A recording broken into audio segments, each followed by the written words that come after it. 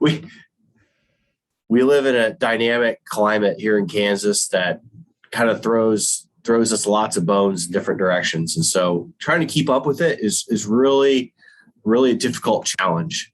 But as we go through, weather is kind of like what you wear every day. It's versatile. It changes day to day, especially this time of year when we have big transitions. But then, overall, we have to put that in the context of what all is in our closet and the climate conditions and expectations for the region. And those change, obviously, with time, both long-term time and then seasonally, they change as well.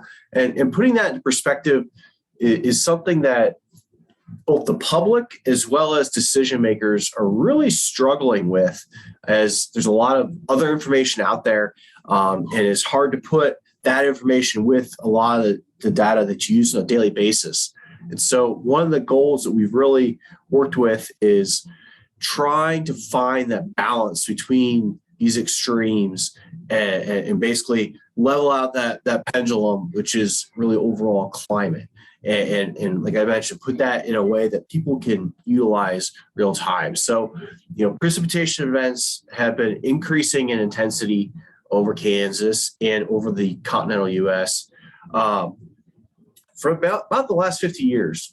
So, and that's really created a new dynamic where the way we're measuring rain is not keeping up at times. And so adjusting that and becoming more flexible and then putting that rainfall in a way people can understand. And then, while we're seeing more intense rainfall events, we're also having longer periods without rainfall. And that in turn leads to drought, especially whenever it happens. So finding that pendulum in the middle ground is our climate. It's the average of those two, but we have to understand each event and put that in perspective. So the Mesonet is a website I'm hoping everyone uses already. Go to that URL, mesonet.ksu.edu. But I just wanted to point out that the tools I'll talk about here, in perspective on a few events this year, the menu's in the top left. And so everything, when I talk about how to get to this tool, you just follow that menu in the top left.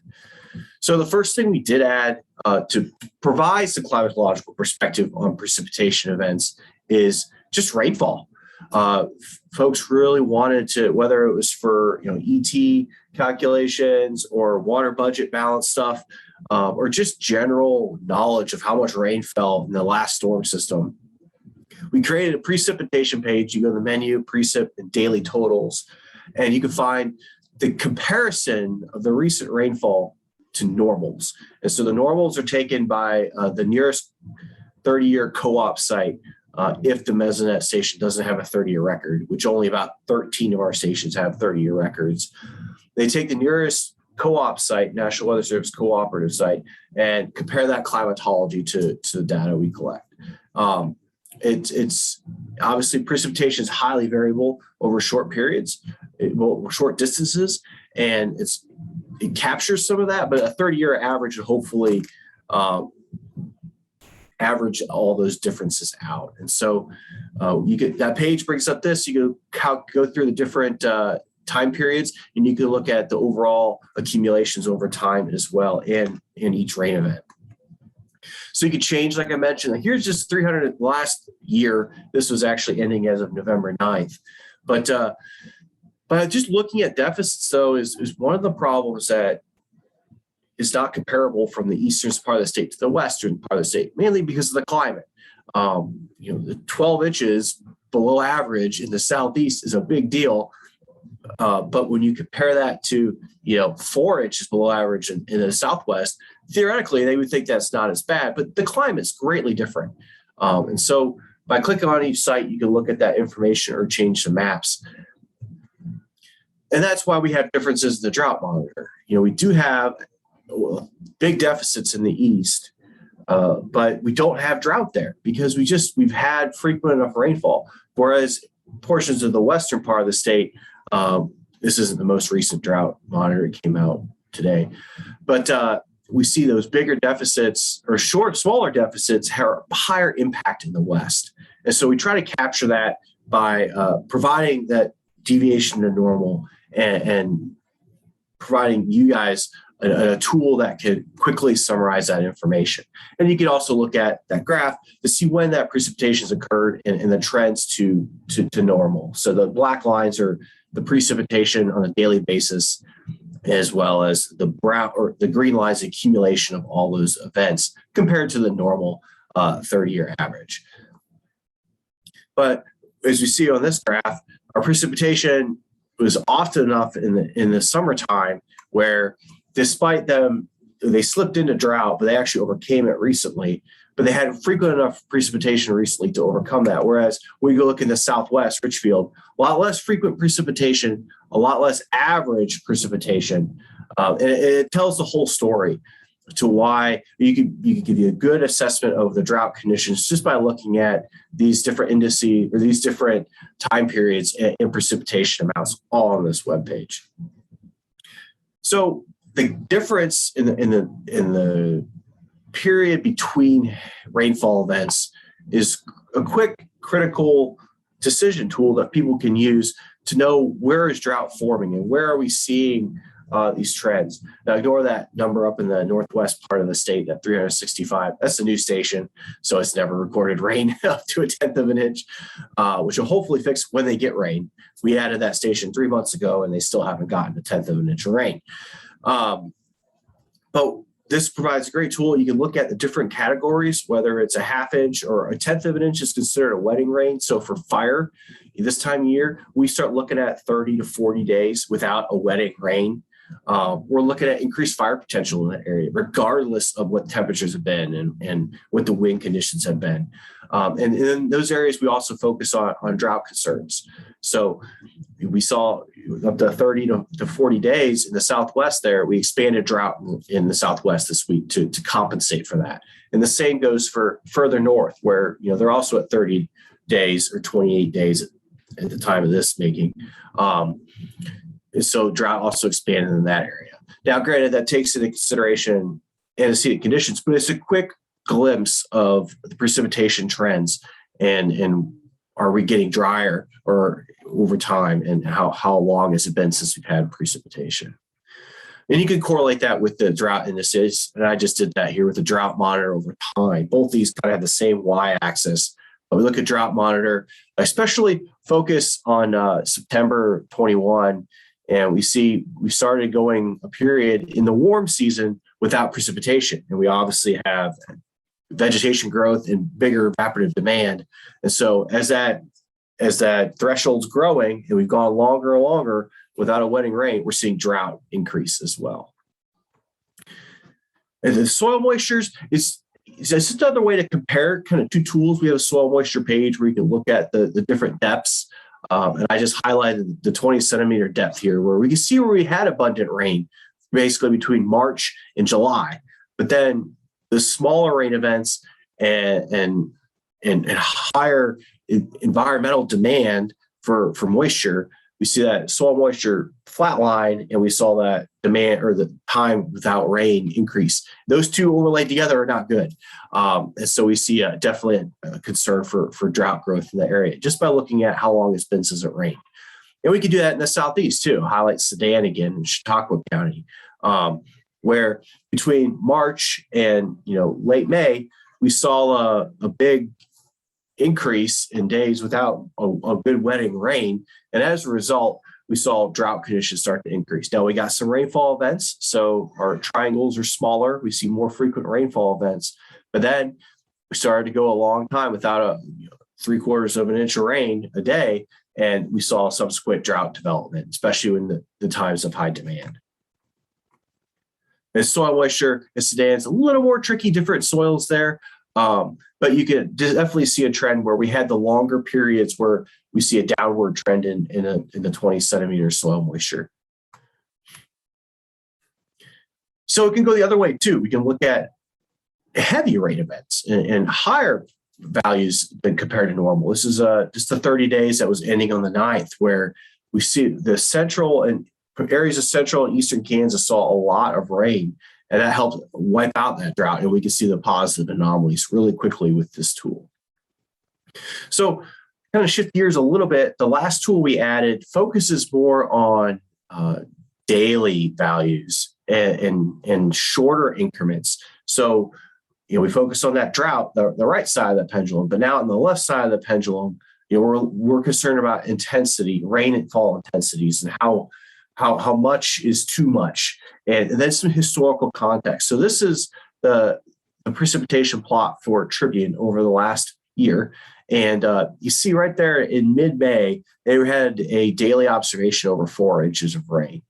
That was a huge chunk. That was about a third of their yearly precipitation in one day, which is a little too much too fast. But how much? How often does that occur? And how big of a magnitude of that? So looking at the forecast for that time period, we knew we were expecting a big rain event in Kansas, in a lot of the South Central Plains. And, in the Southeast, 4 inches is different than the West, where we get 4 inches, because we just get it a lot less frequently and it has different impacts. So in a historical perspective, the question was always, how historically would this rain event be if it came to fruition? Well, it did. It fell as multiple events with flooding in central Kansas, but that flooding in central Kansas was isolated. But we had heavier rains in other areas like Tribune. So the forecast was verified, but we still need a historical perspective that's really hard to find anywhere on the web. And for folks that are interested of just how much rain is too much rain for these areas. So we created a web page. This is a mobile view that's basically reoccurrence intervals. This is using the NOAA Atlas 14 data. It does have some caveats just because it's calculated. It's not based on observational data, but it's a good tool to at least provide some frame of reference for the precipitation. So we took that data for each station and basically built charts to say how frequent is this rainfall amount. So this particular event in Tribune ended up being, if you look at there, the 6-hour interval, it was a 100-year rain event. That doesn't mean it's only happens once every 100 years. That just means it has, a 1 in 100 chance of happening on any given year. And we might have that twice in a year. We can have it 3 times in a year. But it just shows that it's not a frequent rain event in this area of the area. Now, this same map in the Southeast for that same amount wasn't any significant. It was almost less than a year event. And you can see it's not highlighted in the Southeast. So it provides you a really quick vantage of just the rain event and what magnitude it was. And another perspective is that, media a lot of times wants to know what these thresholds are, and they can't find that information. So it's a common request we get. And then, things like water quality and erosion issues, and then infrastructure too. Like, how often are we tripping these magnitudes? And what are those magnitudes is a common question. And so hopefully this page provides answers to that. When we get a rain event over one of our stations, we can provide that information quickly. We've also had other rain events this year. McPherson, for one example, had a major flood event in late May. It was a flash flood. It happened really quickly. And so we had a 1-hour rainfall rate, accumulated rate of over 2.5 to 2 3/4 inches. And that reached a 25-year event. And so these charts are provided on that webpage as well. It's not a good thing to look at right now because, we haven't had significant rain events. We've had rain events, but they've been focused in the east, and their reoccurrence intervals are pretty low because they happen more often. But this is just a couple events that we've had in recent times. So if someone's curious on, what the reoccurrence intervals are, you can go to that webpage, click on the station of interest, and then you can scroll down to the charts and look at the plots. The black dots are the current measured amounts that we have for each interval, and they're the greatest amount over the last 7 to 365 days, depending on your parameter. And then you can plot the lines of, how often does how much is a 100-year flood event for, let's say, a 24-hour period at McPherson. And a 24-hour period would be, somewhere in that or the 100-year event will be somewhere around 8.5 inches. And if you hover over this, it'll give you values as well. So you can look at the specific areas and know these thresholds in advance, as well as compare them. So on the top is McPherson and Tribune on the bottom, and we can see where the 24-hour 100-year precip event is just a little over 6 or around 6 inches for Tribune. So a lot less than what we would see in the eastern part of the state. And then we can go over longer periods as well, like the 60-day, just to look at maybe wet seasons instead of just, wet days or wet 5-minute rainfall rates. So lastly, we talked about flooding and drought and some of the tools we provide and how we can use them to analyze both of those. And the concerns are bimodal in the state. Where drought is in the top left there. Drought is very high concern for portions of the West where they depend on less moisture. If they get less moisture than less moisture, it's a lot less moisture. And so the desert of Kansas is really the desert of Kansas is really dependent on timely precipitation, whereas the eastern part of the state is way more vulnerable to heavy rain events, especially prolonged heavy rain events. And both of those are, as you see in the bottom left there, are high concerns for those respected areas on the National Risk Index. So it's our attempt to hopefully classify some of that information and provide it as a tool for decision makers, as well as hopefully research in the future. I'd be remiss to say that these products are available thanks to Kansas Corn. I forgot to include their logo, but their logo was on the webpage. So they help fund these products and tools that are available to you. In the future, one of the things we've run into is rain gauge issues. They get clogged from a spider. We can go out and clean them out, and then they get clogged again the next week from another spider.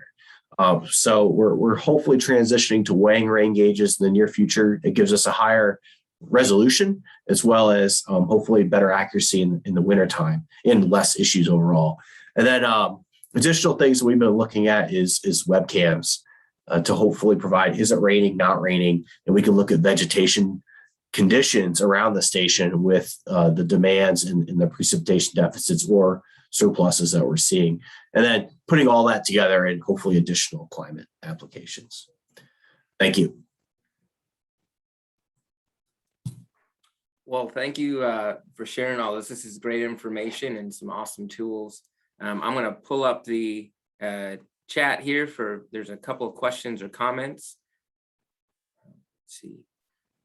So the first one comes from Kay Healy, asking, are people aware of the climate registry, the climateregistry.org, which U.S. water systems are using to track greenhouse gas emissions and develop climate mitigation strategies? If we can reduce or sequester our greenhouse gas emissions, we can prevent and reduce the amount of the very expensive climate adaptation and resilience building we must do. So I don't know if any comment on the climate registry. We collect weather data. So we don't work with any greenhouse gas emissions or anything of that like. Okay. Another question or comment. Dear Chip, thank you very much for your great presentation. If you have asked to select the dry year since 2008, which has more severe effect on Kansas, which year will you select based on what criteria? That's a good question. And without looking at the numbers, it would be a pretty scientific wild guess.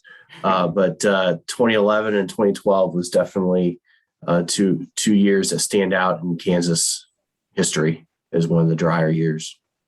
Hi, this is Atifa. I asked a question, and thank you very much, Chip, for your presentation. I use your data. I'm working with TED. So this is the question that I ask why, because I heard that 2018 drought has more effect on the Kansas locally. I know 2012 affected Midwest dramatically, but 2018 has the most effect on Kansas.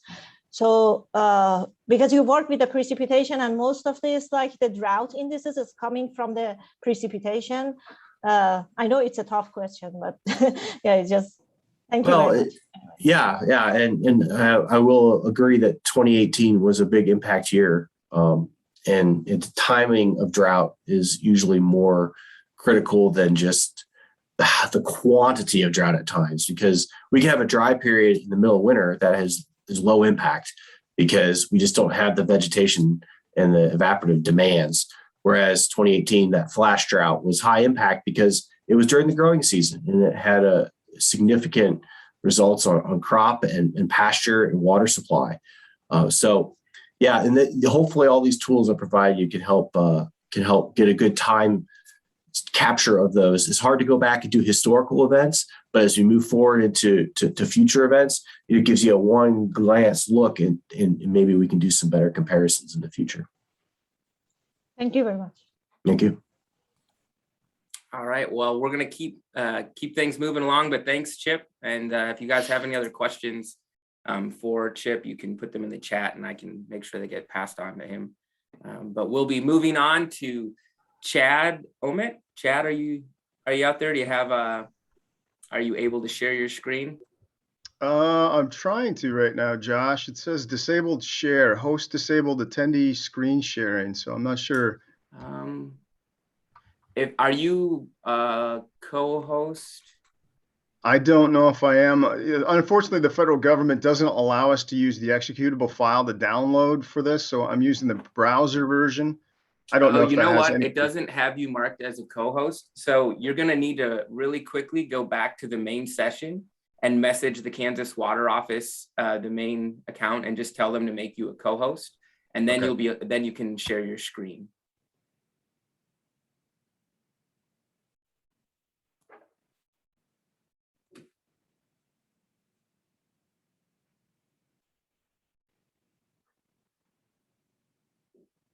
Hopefully we can get that taken care of quickly.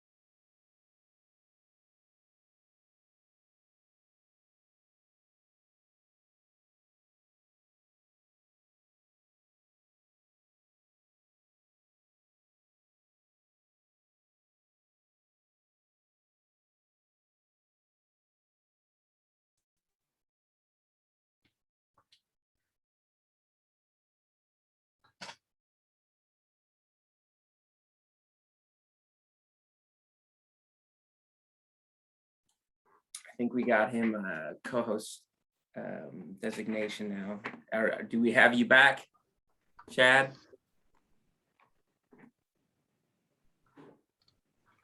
Yes, I think you do. I hope so. Perfect. Yeah, there it is. Okay. So Chad Omitt is presenting NWS drought and flood resources for decision support. Chad has been a meteorologist with the National Weather Service since 1998 and is currently the Warning Coordination Meteorologist, WCM, at the NWS office in Topeka, Kansas. Chad serves as the principal NWS liaison with the emergency management and media communities and is responsible for the office's education and outreach activities in Northeast Kansas. Essentially, their activities are aimed at making the office's forecast and warning programs effective. Their main focus is on improving public awareness, preparedness, and response to hazardous weather through incorporating social science research into NWS products and services. Chad was born and raised in Wisconsin and attended the University of Wisconsin-Madison. Go Badgers! Yeah, I'm a Badger, Chad. Chad got his start as a meteorologist in the private sector at Weather Data Incorporated in Wichita, Kansas, now AccuWeather, as a storm warning meteorologist. And after 4 years with Weather Data Incorporated, he joined the National Weather Service And in that time, he has worked for the NWS offices in Milwaukee, Wichita, Indianapolis, and currently is at Topeka. So with that, Chad, go ahead and take it away. Thanks, Josh. Are you seeing my main screen here? Does it look good? Yep, it looks great. Okay. Basically what I've got, I'll probably be able to do this in less than 15 minutes. I do want to take this opportunity to give you guys a little summary of some of the hydrological information that the National Weather Service, along with our partners in the USGS, provide on the web. We'll talk a little bit about what we've provided in the past and what we're going to be providing with some changes on the web here over the course of the next year or so. I'll talk a little bit about decision support tools, some web aggregate sites that have been very, very useful for risk managers, the emergency management community. We'll talk a little bit about that.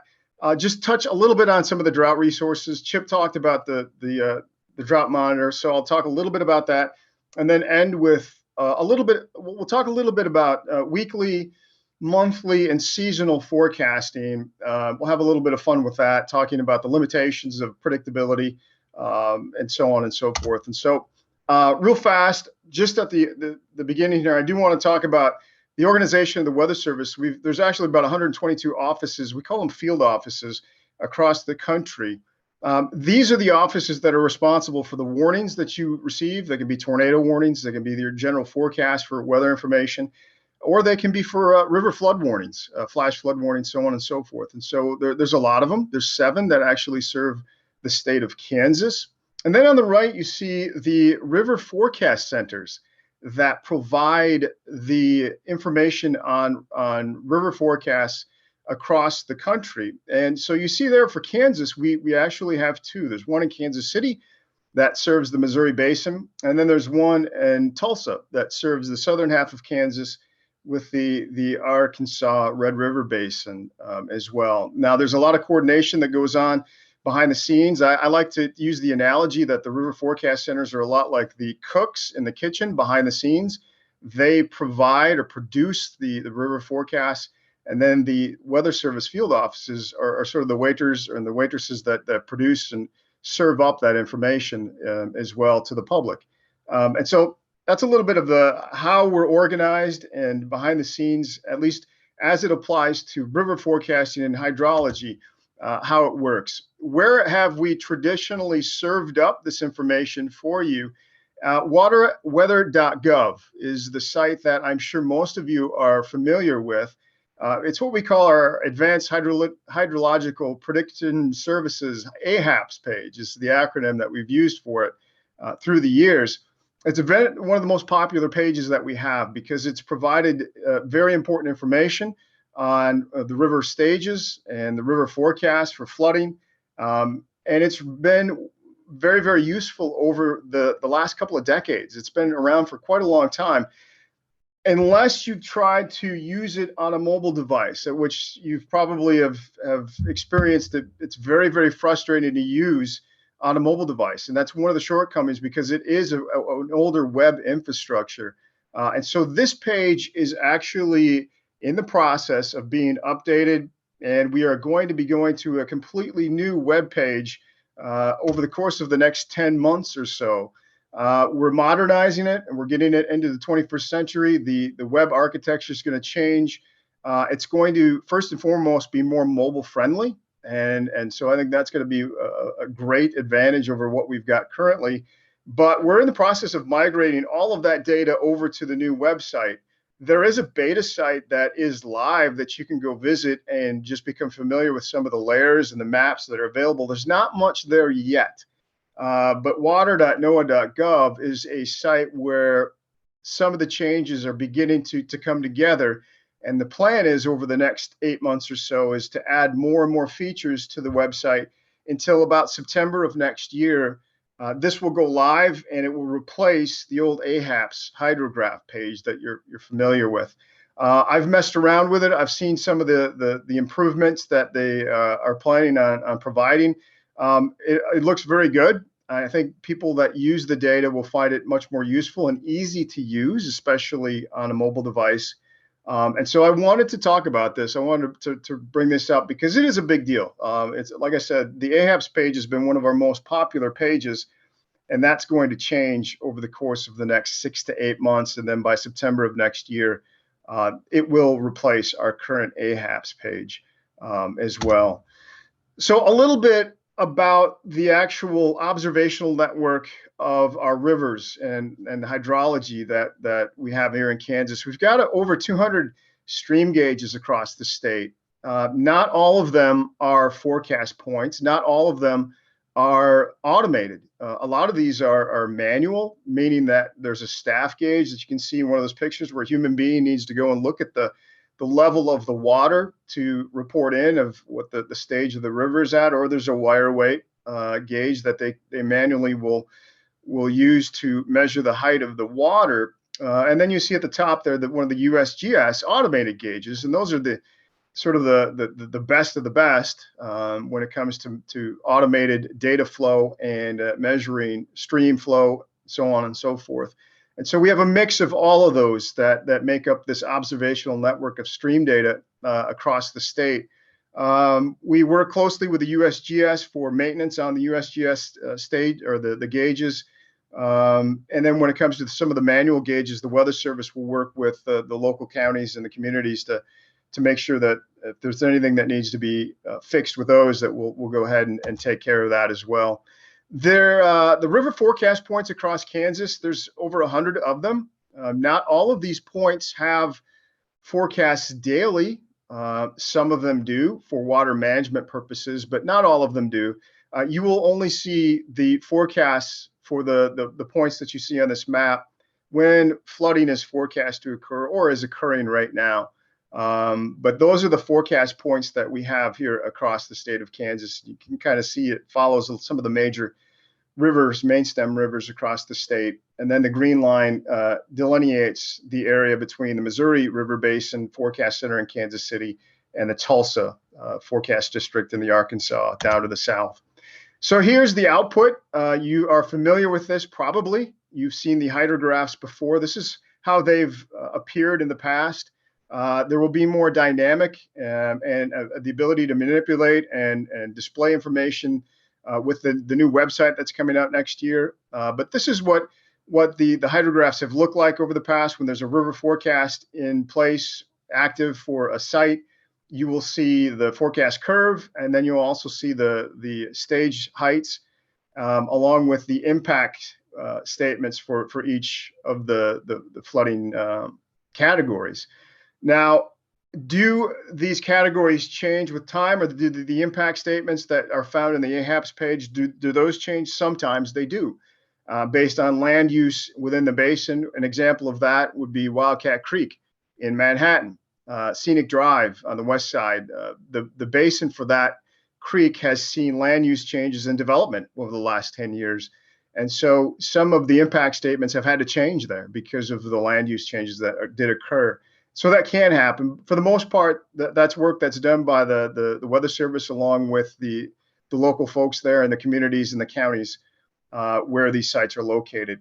Now, one thing I would caution for those of you that do use these and do look at these is that the forecast curve and the behavior of the curve, especially as you get beyond 24 hours, the confidence in that curve can be very low sometimes. And that is to say that as we look at this site on the Missouri River near Waverly, you look at, say, next 7 a.m. Wednesday, 7 a.m. Thursday, over the next 24 to 48 hours, it looks like it's going to crest and then slowly fall. And one of the things that the meteorologists have to do in concert with our risk management people is to remind them that oftentimes, especially in the warm season, we only include rainfall forecast information out to 24 hours. And so beyond 24 hours, the forecast may not be quite accurate or as accurate as we would want it to be, because there could be more rain that would fall and at least prolong the crest, if not make it worse. And so there's a lot of information, especially as you go out in time, that the confidence in that information may go down. And so we talk a lot directly to our decision makers and our risk managers during flooding. We certainly did during 2019 to make them aware of some of the caveats to the data with a river forecast that you see there. I'm not going to get too deep into this. All I'm going to say is that in the warm season, in May, June, July, August, we will only include rainfall forecast information, the amount of rain expected to fall, up to 24 hours out, because rainfall is notoriously difficult to forecast during the warm season. Specifically, it's thunderstorms, the location, the exact location, the amounts. Sometimes we don't know until thunderstorms actually form where the heaviest axis of precipitation is going to be. And so that's one of the reasons why the inputs when it comes to expected rainfall only go out to 24 hours in the warm season. This time of the year, rainfall tends to be more uniform in spatial and temporal coverage. And so they tend to be a little bit easier to forecast rainfall events this time of year in terms of amounts. And so what we're doing now is we're including rainfall data up to 48 hours into the river forecasts as well. And there's other information that go into the inputs of these river forecasts.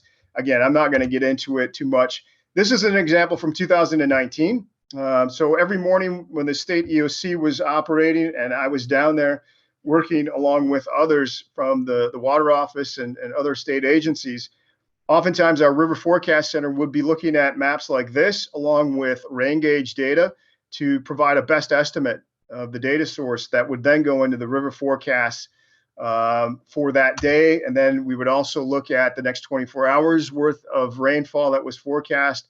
And more often than not, it looked a lot like that graphic right there. It seemed like day after day and night after night, we would have 1 to 3 inches of rain forecast across the area. So that's another thing that we're looking at that goes into the river forecasts as well.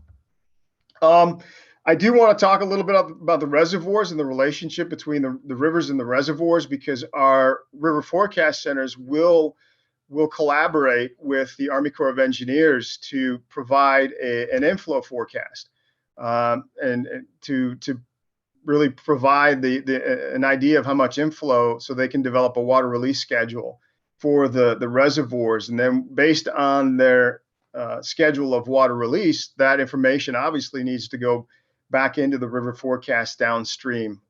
So the Tuttle Creek is a great example. Back in 2019, I think we came within inches of overtopping the dam itself. And so we needed to know what was coming into to the reservoir and certainly what was going to go out for the potential impacts on the Big Blue River and the Kansas River downstream. So there's a lot of coordination going on behind the scenes to provide this information to everyone through the web, on the AHAPS page or wherever it may be as well. A lot of coordinating, a lot of working closely together, certainly during that event in 2019.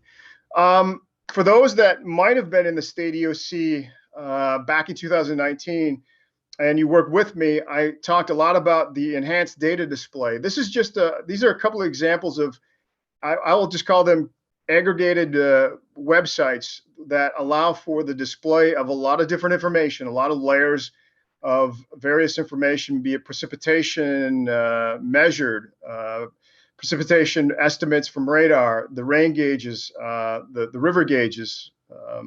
There's a lot of information that can be overlaid on this website called the EDD, where it allows for a very quick situational awareness glance, and it gives you a really good feel very quickly about what's going on, where the heaviest rains fell, and potentially where the responses on the rivers would be.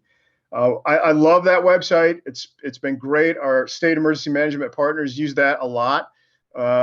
Unfortunately, the Weather Service decided to not support it anymore, and unfortunately, that means that at some point it may no longer be available. And so there is a replacement. The viewer, the geospatial viewer that you see there, it is something that they're trying to build back and provide something for our risk management partners in the EM community to use for situational awareness. And so that, and hope that over the next year or two that would be something that could provide a situational awareness display along the lines of what the EDD used to. But that's the website there. I will say there's a lot of sites, a lot of links that I'm providing here. I will provide those to Josh, and then we can get those out to everybody, certainly after the presentations here and after the conference is over, if you have any questions about that. Another question I do get a lot of times is there an ability to send a text message to me if, say, Wildcat Creek at Scenic Drive is rising quickly and it gets above a certain stage? Is there a way to tell me about it? And there is. There is through the United States Geological, or the USGS does allow for they provide a water alert text notification service.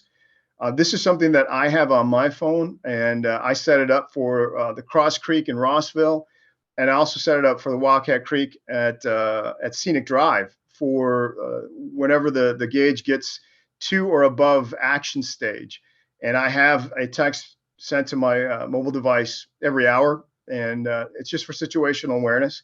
And so if you have an interest in something like this, it is available. And it's you just go to that site there, and it shows you a map of all the different stream gauges across the state. And you just select whatever location you may be interested in, and it will provide that information to you. I know the old emergency manager in Riley County used it, and I think they still do, for Wildcat Creek as another form of alert when we get these flashy type events to occur across the area. So that's something that can be useful. Not only is it available to our risk managers, but anybody that would be interested could sign up for that as well. Chip talked a little bit about the drought monitor. I'm not going to spend a lot of time on this. This is the latest. I was able to grab this morning. It looks the same, essentially. This time of year, as we get into the cool season, drought is not going to change all that much because of the temperatures cooling down. And so that's the way it looks right now. I did want to bring this up, though, because there are links to, off of the drought monitor page, other information, including the drought outlook that talks about, hey, over the next 30 days, this is based on our best idea of what the weather is going to be over the next few weeks. This is what the evolution of the drought may look like. And so there's information that provides that, along with the 6 to 10 day outlook that I think other people probably are familiar with as well. That comes from the Climate Prediction Center. I hate to it seems like we're jumping around. There's a lot of different source agencies that provide this information, but the Climate Prediction Center, which is a branch of NOAA, they provide the longer range forecasting, including the 6 to 10 day and the 8 to 14 day outlooks. And that's the 6 to 10 day outlook right there. It looks as though, for those of you that are curious, over the holiday weekend and the next week, it looks like the storm track will probably stay suppressed south and keep most of the moisture south of the state of Kansas through the holiday weekend. At least that's the way it looks right now, based off the 6 to 10 day outlook as well. The Climate Prediction Center has a lot of information on it, and that's their website there.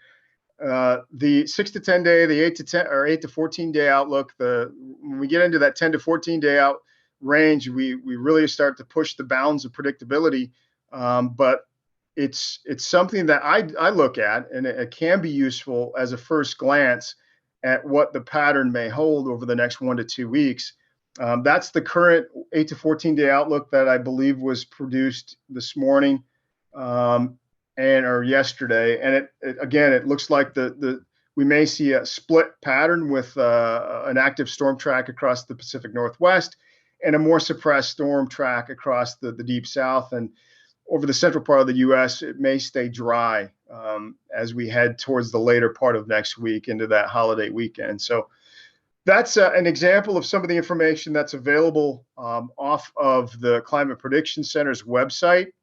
Now, I want to sort of bridge to a question that I'm getting a lot this time of the year, because our seasonal outlooks have come out. In other words, the winter forecast. And we get a lot of questions about, what is the winter forecast? How long do your forecasts stay good? Are they accurate out to 10 days, 14 days?